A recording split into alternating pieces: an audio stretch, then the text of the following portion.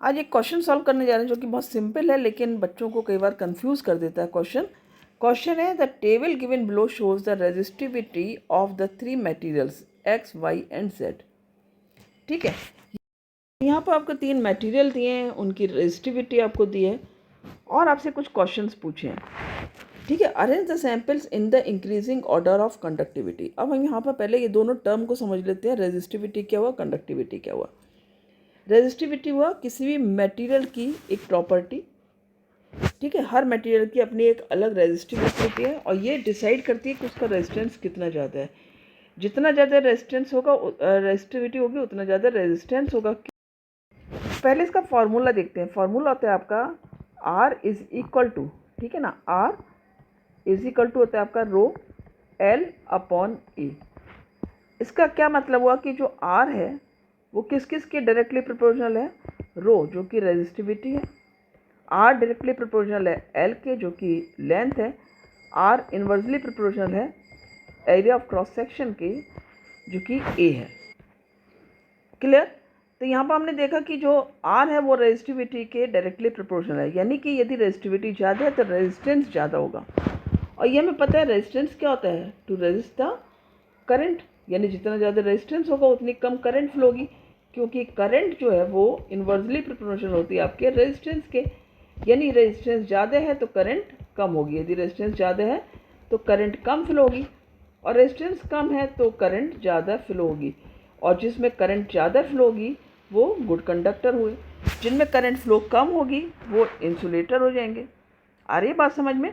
तो हम यहाँ पर रेजिस्टिविटी से डिसाइड कर सकते हैं क्वेश्चन के आंसर जो आपको दिए हुए हैं क्वेश्चंस की, कौन बेस्ट कंडक्टर है, कौन इंसुलेटर है, या फिर इंक्रीजिंग ऑर्डर ऑफ कंडक्टिविटी में हम इसको कैसे लिख सकते हैं।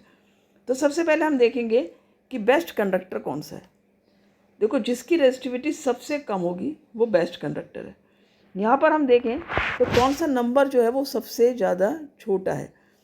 देखने में एक बार को आपको लगेगा 3 × 10⁻⁻⁴, लेकिन यहाँ पर 10⁻⁻8 है 11 के साथ, तो हमारा ये नंबर सबसे ज़्यादा स्मॉल हुआ, यानी हमारा जो बेस्ट कंडक्टर हुआ वो तो वाई हुआ। तो उस हिसाब से हम देखें तो वाई में सबसे ज़्यादा कंडक्टिविटी होगी, तो इंक्रीजिंग ऑर्डर में लिखना है, यानी कि हमें वाई सबसे लास्ट में लिखना है। ए के आंसर में हमारा जो वाई लिखेंगे हम वो सबसे लास्ट में लिखेंगे। और इंसुलेटर कौन सा है यहाँ पर, जिसमें सबसे ज़्यादा रेजिस्टिविटी है। अब यहाँ पर देखो 18 जो है आपका, 18 × 10⁻12 है, यानी ये सबसे ज़्यादा रेजिस्ट करेगा करंट को, तो ये आपका बेस्ट इंसुलेटर है। तो हमारा ए का आंसर आपका आ चुका है। ए में आप लिखोगे सबसे पहले क्या आएगा आपका, जेड आएगा। ठीक है, सेकंड नंबर पे क्या आएगा आपका, एक्स आएगा, क्योंकि एक्स में जो रेजिस्टिविटी है वो दोनों के बीच की है, वाई और जेड के।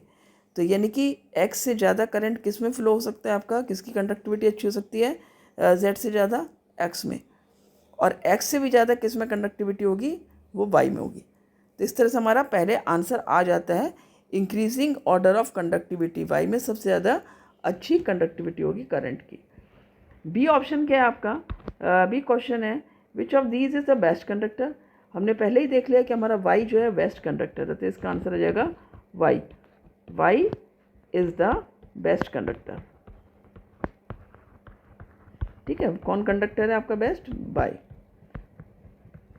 लास्ट ऑप्शन है आपका, क्वेश्चन है आपका which of these is the best insulator. तो हमने देख लिया जेड हमारा बेस्ट इंसुलेटर होगा, तो यहाँ पर लिख लो आप Z is the best insulator.